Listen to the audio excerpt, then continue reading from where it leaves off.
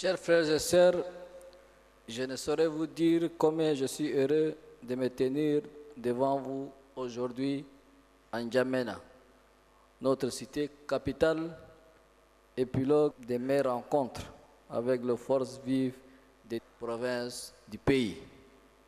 Grâce au Tout-Puissant, me voilà enfin sur la tribune du Palais des Arts et de la Culture, un édifice qui représente tout un symbole et dont la vie est porteuse de nombreux souvenirs de grandes rencontres nationales. Du haut de cette même tribune et au sortir du dialogue national inclusif et souverain, j'avais promis d'aller à la rencontre de nos vaillantes populations de toutes les provinces. C'est désormais une mission accomplie avec un grand plaisir. En effet, je viens de terminer une tournée nationale qui m'a permis de visiter l'une après l'autre toutes les provinces du pays. Mes déplacements avaient pour objectif principal de connaître les réalités, les opportunités, les défis et les aspirations du Tchad profond. Mais aussi, il visait à faire le point sur la conduite de la transition et la mise en œuvre des résolutions pertinentes du dialogue national inclusif et souverain. Je voudrais ici remercier une nouvelle fois toutes les populations des provinces visitées pour l'accueil chaleureux et les échanges fructueux qui ont eu lieu partout où j'ai eu le plaisir de m'arrêter.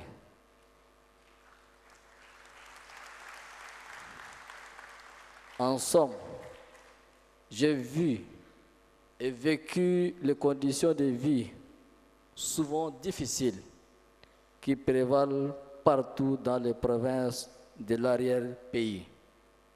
Je salue la résilience, l'endurance, la patience, mais surtout la dignité, l'espérance et l'optimisme qui animent nos laborieuses populations dans les diverses provinces.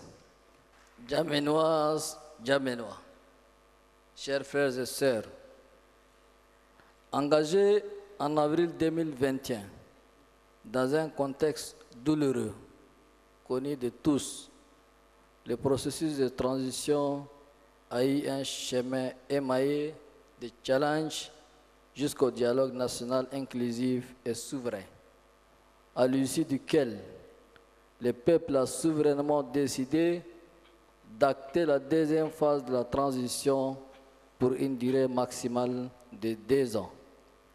Cette décision a été assortie d'une feuille de route pour la refondation de notre pays. Elle a également tracé les étapes à franchir pour l'émergence d'un Tchad démocratique, juste, havre de paix et prospère auquel aspire l'ensemble de ses fils et filles. Depuis lors, nous travaillons d'arrache-pied pour la mise en œuvre effective de toutes les dispositions du cahier des charges qui fait office de boussole du retour à l'ordre constitutionnel. Sereinement, nous avançons dans la concrétisation des engagements pris. Après la mise en place des différents mécanismes et institutions, nous cheminons désormais vers l'organisation du référendum constitutionnel, une étape cruciale dans la marche de notre pays. La révision du fichier électoral vient de s'achever sur toute l'étendue du territoire national.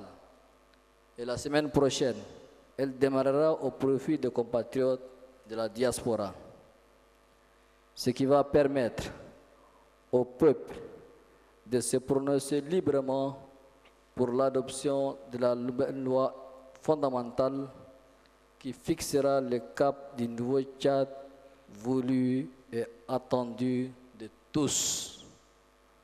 Le processus continuera ensuite avec les élections générales qui se tiendront dans la plus grande inclusivité et transparence. Chers frères et sœurs, la transition que nous vivons est une opportunité historique pour notre pays. C'est une opportunité pour renforcer notre unité nationale, notre cohésion sociale et notre vivre ensemble. Elle est une opportunité pour consolider notre démocratie, notre état de droit et nos institutions républicaines. C'est une opportunité pour remettre notre pays sur le rail et relancer notre développement économique, social et culturel. Pour saisir cette opportunité, aucune voix, aucune compétence n'est de trop. Nous avons besoin de l'adhésion, de l'appui et de la participation de tous les Tchadiens sans distinction d'appartenance politique, religieuse ou ethnique.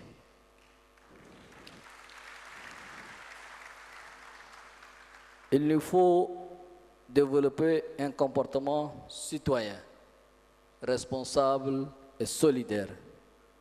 Nous avons besoin de la constance d'un dialogue constructif, sincère et respectueux entre tous les acteurs politiques et sociaux. Djamenoises, Djamenois, mes chers compatriotes, miroir de la mosaïque de notre diversité, N'Djamena est également le lieu où se concentrent les pouvoirs politiques, administratifs et judiciaires. N'Djamena où l'endroit se manifeste les dynamiques économiques, sociales, culturelles et sportives.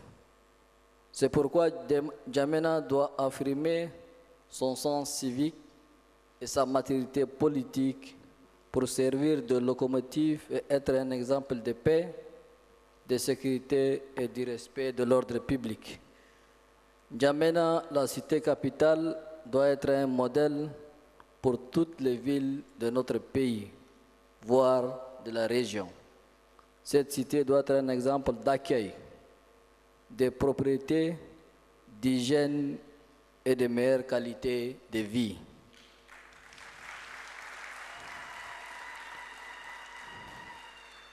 Cependant, comme toutes les grandes villes, N'Djamena connaît et vit quotidiennement avec des défis. Défis liés à l'évolution démographique, à l'urbanisation, à l'accès aux infrastructures socio-économiques, à l'accès à l'eau et à l'énergie, aux effets du changement climatique et à la cherté des vies, pour ne citer que cela. Djamenoises, Djamenois, chers frères et sœurs, le gouvernement de transition est conscient de tous les défis auxquels fait face notre capitale.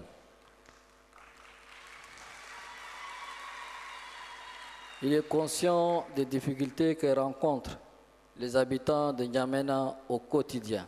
Il est conscient des attentes et aspirations légitimes des habitants de N'Djamena en matière d'amélioration des conditions de vie. C'est pourquoi le gouvernement de transition a décidé de mettre en œuvre un vaste programme ambitieux de réalisation d'infrastructures socio-économiques et énergétiques pour impulser le développement et alléger la souffrance des populations. Ce vaste programme comprend plusieurs domaines vitaux qui contribuent à améliorer la qualité de vie, dont je cite l'énergie,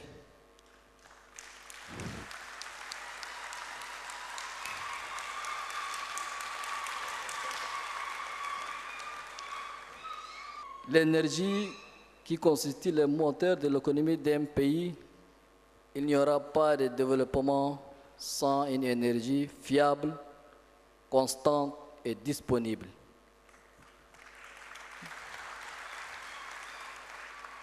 J'ai fait aujourd'hui de l'énergie la priorité absolue pour sortir notre pays de son marasme économique.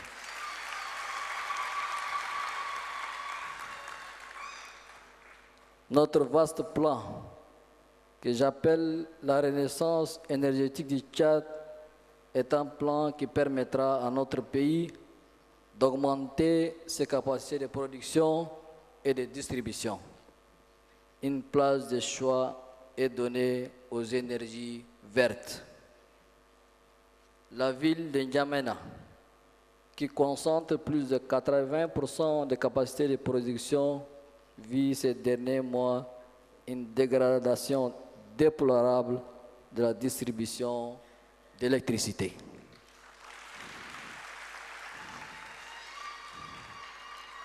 Comme vous l'avez pu constater, divers projets énergétiques sont lancés avec le but de remplacer toutes les vieilles centrales électriques de la ville de N'Djamena, dont la plus jeune date de plus de 11 ans. La finition de la construction de la centrale solaire de Gassi, d'une capacité de 30 MW, est en bonne voie. La construction de la centrale thermique fonctionnant au fil lourd de Djermaya, qui nous donnera 32 MW, est sur le point de finir avec le départ des 2 derniers générateurs de Douala vers N'Djamena.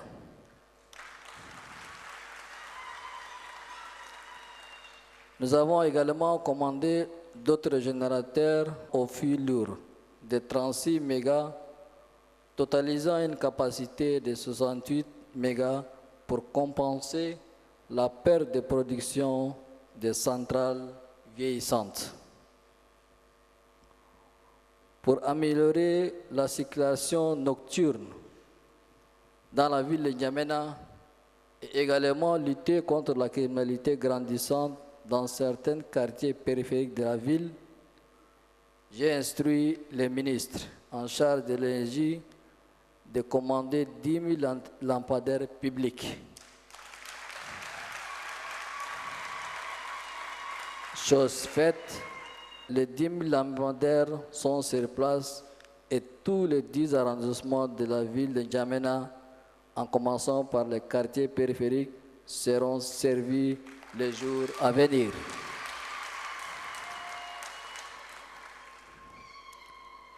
Dans un futur proche, tous les chefs-lieux de province seront dotés de centrales solaires autonomes. Un effort considérable serait fait pour l'électrification des entités sur toute l'étendue du territoire. La renaissance énergétique du Tchad est donc en bonne voie de concrétisation. Elle continuera jusqu'à ce que la dernière ville du Tchad ait son indépendance énergétique. En matière de route, nous avons lancé en début de cette année la première phase de réhabilitation et de développement des voiries de la commune de N'Djamena. Cette phase consiste à réhabiliter 33 km de voiries revêtues, bitumage de 90 km de nouvelles routes, ainsi que la pénétrante nord en 2x2 voies.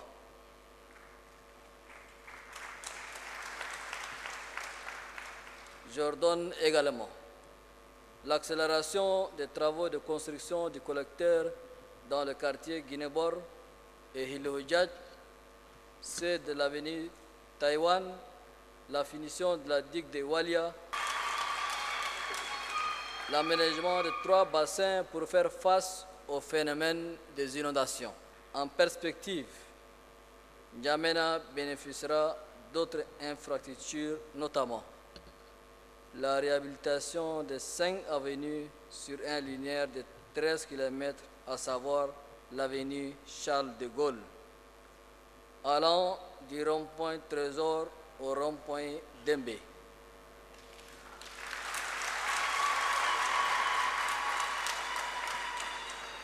L'avenue du 10 octobre, l'avenue Maldoumba d'Abbas allant de la Grande Mosquée au rond-point Tacha Masro et la rue de Gassi allant du pont à double voie au Palais de la Démocratie.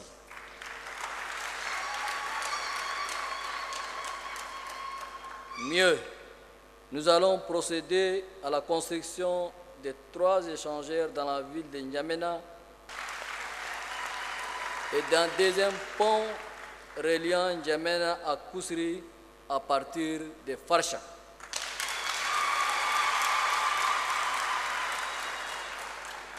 Sans oublier l'aménagement de la pénétrante sud de N'Djamena, voie de la route Walia-Konari.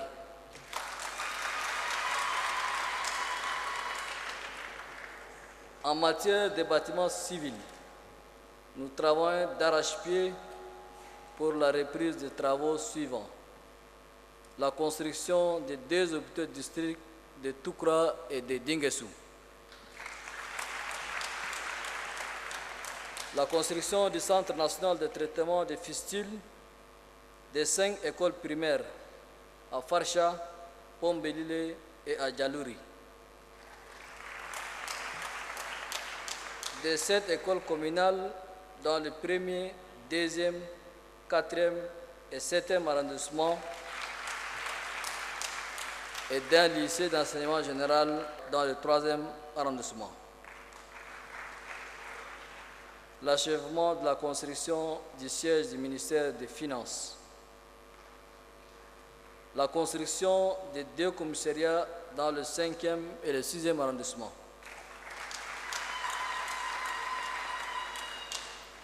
En perspective et de façon graduelle, plusieurs projets seront lancés, notamment la construction de 2 lycées d'excellence à Toukra, un lycée scientifique de l'Académie de l'Ouest en N'Djamena et de 2 écoles primaires dans chacun des 10 arrondissements de la ville, du siège du ministère de la Prospérité économique, d'un marché moderne dans le 2e arrondissement, ainsi qu'un palais moderne de justice en N'Djamena. Quant aux édifices publics déjà construits ou innovés, le gouvernement est fermement instruit de mettre en place des mécanismes rigoureux d'entretien pour limiter la dégradation rapide de ces édifices publics. N'Djamenoises, N'Djamenois, chers frères et sœurs, à l'instar d'investissements importants opérés dans le domaine des travaux publics, nous accordons une place de choix dans nos efforts pour améliorer l'offre de services dans le secteur de la santé publique qui connaît des défis énormes et variés. À cet égard, le ministre en charge de la Santé est instruit de veiller à la bonne réalisation des projets, notamment ceux qui sont programmés ou lancés dans la ville de N'Djamena. Il s'agit de l'acquisition et l'installation des équipements médicaux pour renforcer les plateaux techniques de l'ensemble des services et plus particulièrement les services des urgences, d'hémodialyse, de cardiologie interventionnelle et de la traumatologie des CHU référence nationale, CHU mère et enfants, CHU Renaissance et CHU Amitié Tchad-Chine.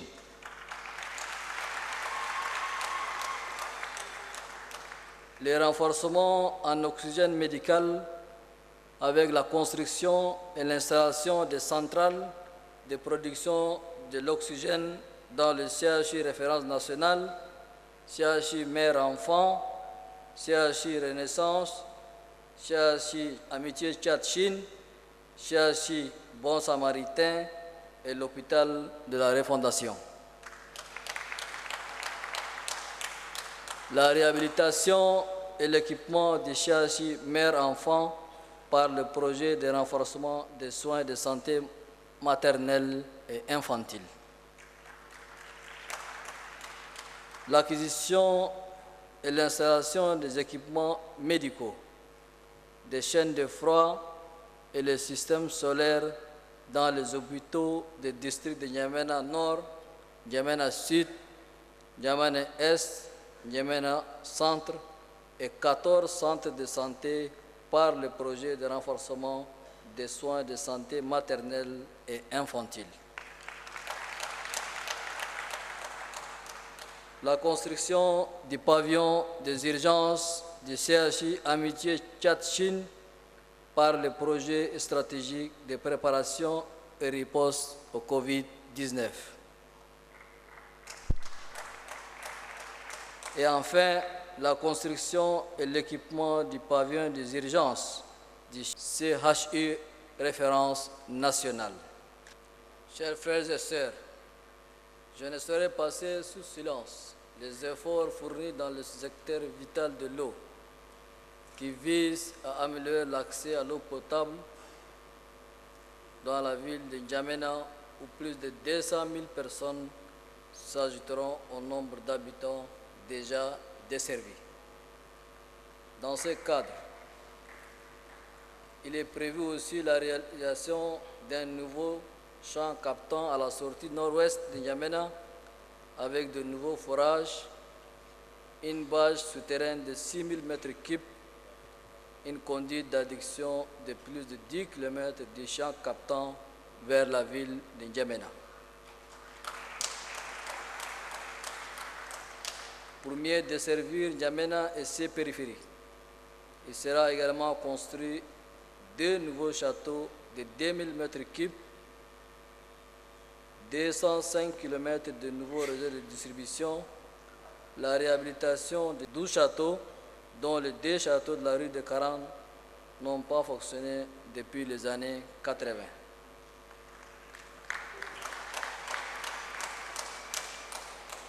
Nous œuvrons en outre à la réhabilitation des 33 forages existants, la rénovation de 52 km de réseaux de distribution vétustes et opérer plus de 30 000 nouveaux branchements pour les particuliers. Le coût du projet est estimé à 43 milliards de francs CFA. Une partie des appels d'offres sont en phase d'attribution et les autres sont en cours de lancement.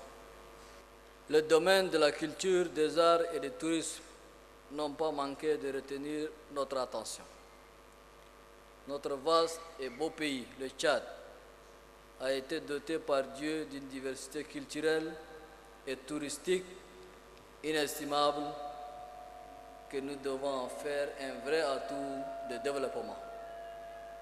C'est pourquoi nous avons toujours soutenu les manifestations culturelles et artistiques tendant à unir les Tchadiens, dont le Festival international de culture saharien FISCA d'Ambiaras, le Festival international des arts et de la culture Tokna Masana de Bongor et le Festival d'Ari de N'Djamena.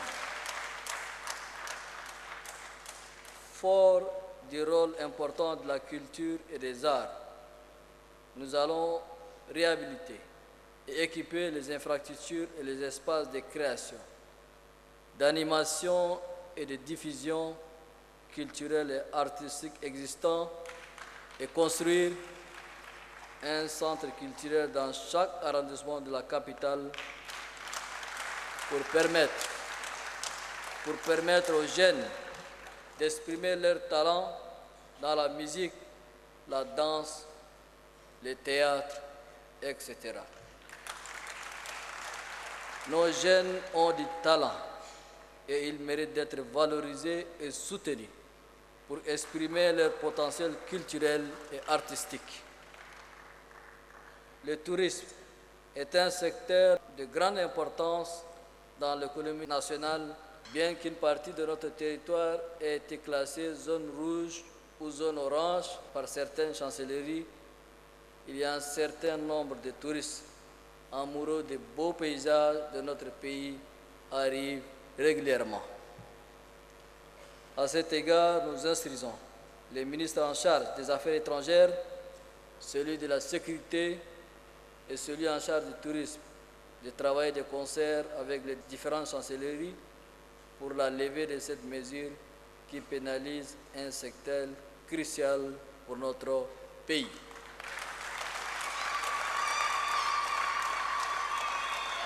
Djamenoises, Djamenois, l'ami Fortin, l'ami Fortaine, chers frères et sœurs, je voudrais à présent m'adresser à mes chères mamans et chères sœurs, comme je voulais toujours démontrer avec votre implication dans la gestion de la chose publique. Sachez que mon engagement pour vous ne fera jamais, jamais défaut.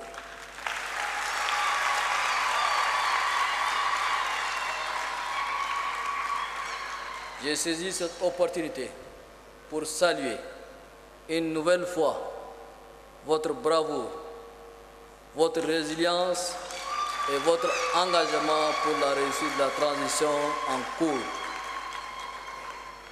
Je comprends et je partage vos aspirations légitimes.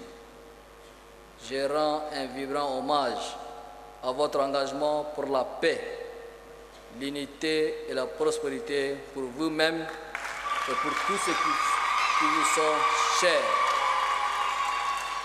Aussi, à l'approche des référendums et des élections générales, je voudrais vous encourager à renforcer davantage vos capacités de leadership pour occuper fièrement les sièges qui vous reviennent de droit.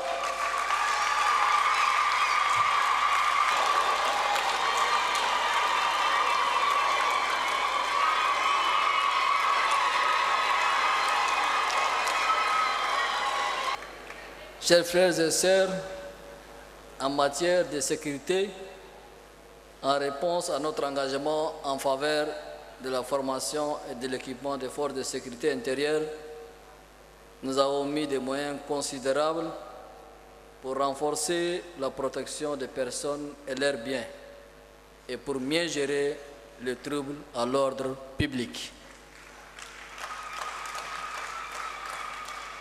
Je voudrais saisir cette occasion pour rendre un hommage mérité aux forces de défense et de sécurité qui veillent sur nous, nuit et jour, et qui protègent nos frontières dans un contexte régional troublé, malgré les modestes moyens mis à leur disposition.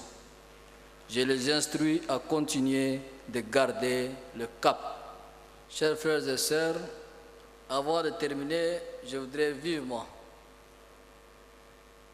remercier vivement toutes les éminentes personnalités et les équipes mobilisées dans le cadre de cette grande tournée, les membres du gouvernement, les conseillers précurseurs, les gouverneurs et tous les hauts cadres mobilisés. Mes vifs remerciements s'adressent également à toutes les équipes mises en contribution pour la réussite de cette mission, notamment les équipes de sécurité, les équipes de logistique, les équipes de transport, les équipes du protocole d'État, les équipes médicales, les équipes de presse, les interprètes. En conclusion, je tiens à vous inviter à vous approprier et soutenir nos différents projets et programmes et à participer activement pour en bénéficier pleinement. Je vous invite à être les acteurs et les bénéficiaires du développement de notre capitale. Je vous invite à faire preuve de patriotisme, de civisme, de discipline et de solidarité. Je vous invite enfin à faire confiance à vous-même, à votre potentiel et vos capacités, à votre avenir et à notre avenir commun. Ensemble, nous pouvons et nous devons faire du Tchad un pays prospère, démocratique et pacifique. Ensemble, faisons du Tchad une terre d'espérance, de fraternité et de gloire. Le Tchad est notre destin et il ne sera que ce que nous voulons qu'il soit. Alors rêvons grand pour notre pays. La cité de N'Djamena est notre capitale. Elle ne sera demain que ce que nous voulons qu'elle soit dès aujourd'hui. Soyons unis, engagés et résolus pour la rendre belle, moderne, écologique, dynamique, prospère et propre.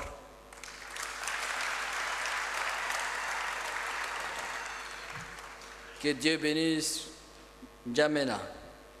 Que Dieu vous bénisse. Que Dieu bénisse le Tchad, berceau de l'humanité.